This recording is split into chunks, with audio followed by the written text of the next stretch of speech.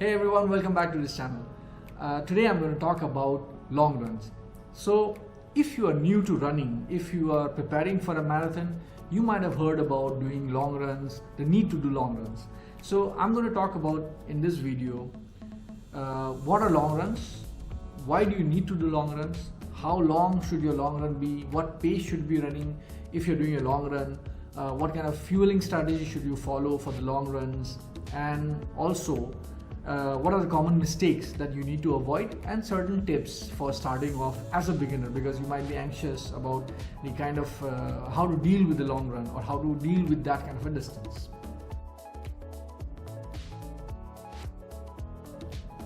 So what are long runs? Long runs, as the name suggests, are over longer distances, and it depends which stage of the preparation you are at. If you are a very new person to running, it might be very short for you because you need to build the mileage slowly. You need to, when you start running, you need to start gradually. You start somewhere around maybe 10-12 kilometers to build that kind of resilience, and then grow from there at, let's say, 10 to 20% increments every week, and then with a break in between where you recover. After, let's say, 2-3 weeks, you take a break, 4th week, and then you start increasing your mileage again. So if you're a beginner kind of a person, if you're very new to running, your long runs would be short.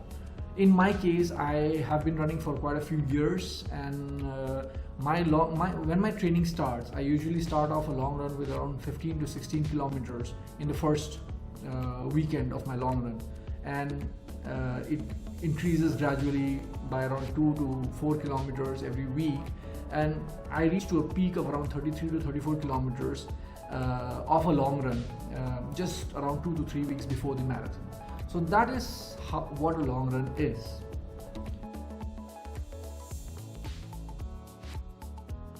So the second question that we'll answer today is, what is the pace at which you should run your long runs? So the thumb rule is to run at an easy pace. How do you define an easy pace?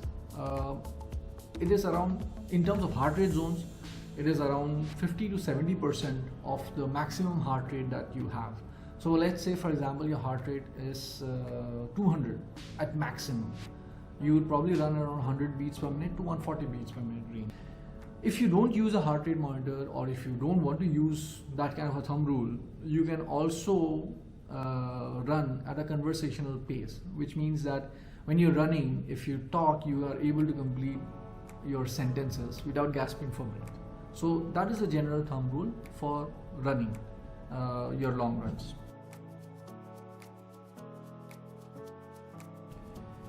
Third question, how long should your long run be? It depends upon which stage of the running you are at. But let's say we are talking about the maximum distance you can run for a long run while preparing for a marathon. It is best defined in terms of time, because what I've learned is that you should not run more than 3 hours at a stretch, because that's the maximum body can take without taking too much time for recovery, because you need to be able to come back after a few days to train again from that long run. So the maximum you should run is around 3 hours. But if you are a faster runner usually, and you can do a lot of distance, along very large distance within those 3 hours, you would probably use kilometers. In terms of distance, the thumb rule is that around 32 to 34 kilometers is the maximum you should go to before a marathon, and that too around 2 to 3 weeks before the marathon, so that you can recover enough to be able to go to the marathon and give your 100% at it. Okay, the next thing that we're going to talk about is how to fuel for a long run. So in this regard, I would start talking about fueling one day before the run, because I've suffered a lot in this regard. Sometimes when you don't fuel properly before the run, like one day before the run, if you skip your meals, or if you're not load on your carbohydrates properly, you might end up feeling low energy during the run. Just around 5-6 kilometers into the run, you might feel that you have very low energy. This has happened to me a few times before. So it's very important that pre-long run day you fuel properly, and then before the long run itself, the day when you wake up, or 1 hour or 2 hours before the long run, make sure that you load up on a little bit of more carbohydrates. Simple carbohydrates, simple things like bread or bananas, or in my case I use rice flakes with honey. So I just load up a little bit on that before the run so that I don't feel hungry suddenly and I don't feel weak suddenly within the first 10 kilometers or so. So that's the second part. The third part of fueling is gels. Make sure you carry enough gels. So my case, I have a thumb rule of around 7 to 8 kilometers. Every 40 minutes I take a gel. So that helps you to refuel on time so that you don't run out of energy while you're running, so that you don't feel you don't hit the wall in between and you have to ditch the run because of that. So that's a good thumb rule. But then again, I run in reasonably hot conditions, 28 to 30 degrees Celsius usually. So I found that in colder climates you don't have to fuel so often as I do. For my case, actually, I think you should just try it out yourself and build your own fueling routine. In my case, I usually don't need as many gels when I'm running in colder climates. So for that, for races in Europe or US or places which are cooler, I end up taking one gel every 9 kilometers or so, 8.5, 9 kilometers or so. So those are my thumb rules. Sometimes it happens that if you have too much of fueling, you might get stomach stitches, which happens to me if I run in cooler climates. So which is why I have this different strategy according to the temperature of the day when I'm running it. So the next thing I'm going to talk about is why you need to do those long runs. If you go through a lot of blogs or videos on the internet, you'd find that it builds aerobic capacity, it helps you build fatigue resistance, it improves your running economy, it strengthens the ligaments, tendons in your joint and your muscles rather, and it also helps you build mental resilience. For me, the last one is the most important thing. It helps you build that confidence in your mind that yes, you can go that distance, you have come this far, you can go that distance of 42 kilometers. So if you do a long run, you know that you can cover this 32 kilometers without trouble. So the next 10 or 12 kilometers remaining is just upon how you can push yourself, ignore all the pain in your muscles, in your joints, or places which you never knew could hurt so badly.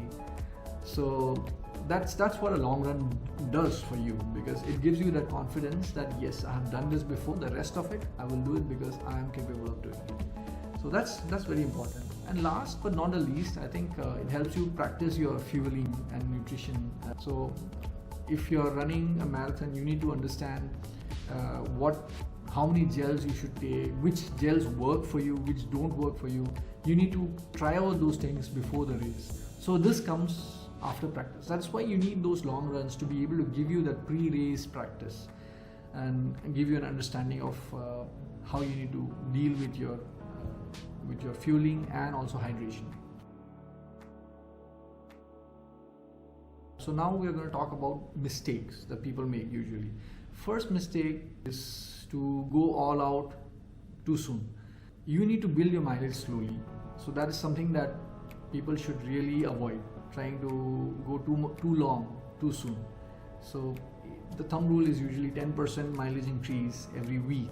So that usually works. And then make sure you have enough break, enough rest days, because once you push to a certain level, you need to give your body a break. For example, for me, my coach gives me 3 weeks of incremental hard training, and then the 4th week he tones it down a little bit, because it's called a deload week, where you reduce the amount of stress your body undergoes. So it helps you recover.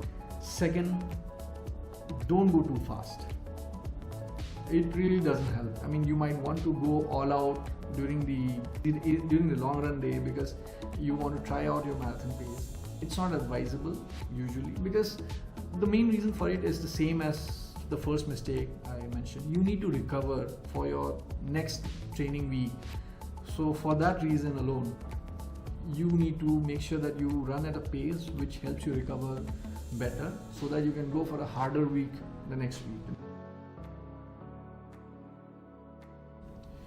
The last thing I want to talk about before closing this video and giving you an update about my marathon preparation this week, week 9, is for beginners in particular. So many people I talk to who are not familiar with running, they usually say that, how do you do these kind of things, because it's just too much, I can't bear it, I can't. Well, the most important thing is for you to start.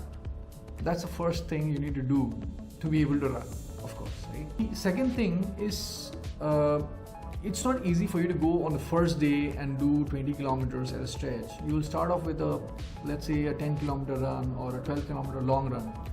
And I know that many people are not very used to running, so you can't do it at a stretch. So what you do is you break it into parts, break it into digestible bits, so that you go the first, let's say you can run 2 kilometers, right? 2 kilometers, and then you take a break, and then you maybe walk half a kilometer, or if necessary walk for the whole kilometer, and then run again a little bit. So that way you break your workout into parts, and then you complete that distance that you need to do. So what you need is essentially time on your feet. You need to be spending enough time on your feet so that your legs get used to going the whole distance. So that's I think the key to cracking these kind of long runs. I mean, even when I started, I couldn't go more than 8 kilometers, 7-8 kilometers, and that too I had to take a lot of breaks. So from going 7-8 kilometers to running 42 kilometers, it has taken me time, and it has taken me a lot of practice, and I think everybody who runs a marathon can vouch for that. Another thing for beginners is, if you are intimidated by this kind of thing and you feel that it's too difficult, you can as well go join a running group or find friends to run with, because it's always easier when you have some company to motivate you. That's one thing. And if you're not if you don't have that kind of a thing going for you, if you like your solitude, then what worked for me is music. Use your earphones, listen to some music, get some good beats going, whatever works for you. Maybe a podcast, you can listen to that, and it definitely makes running a lot easier if you have that kind of a distraction going on in your mind. It takes your mind off that monotonous pounding of the pavement. So that's something that you can do. So those are some of my tips to the beginners. So now that we are done with the long run talk, a quick update on my week 9 preparation for Amsterdam Marathon.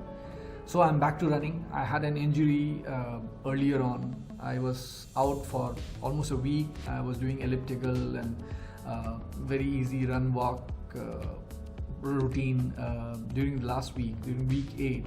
So week 9 I started running again. So my coach has given me an easier week.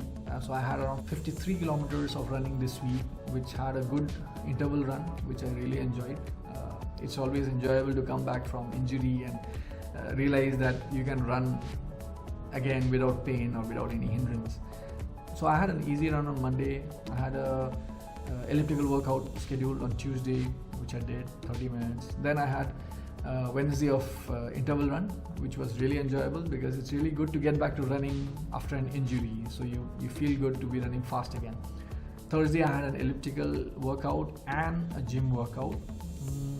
It was okay.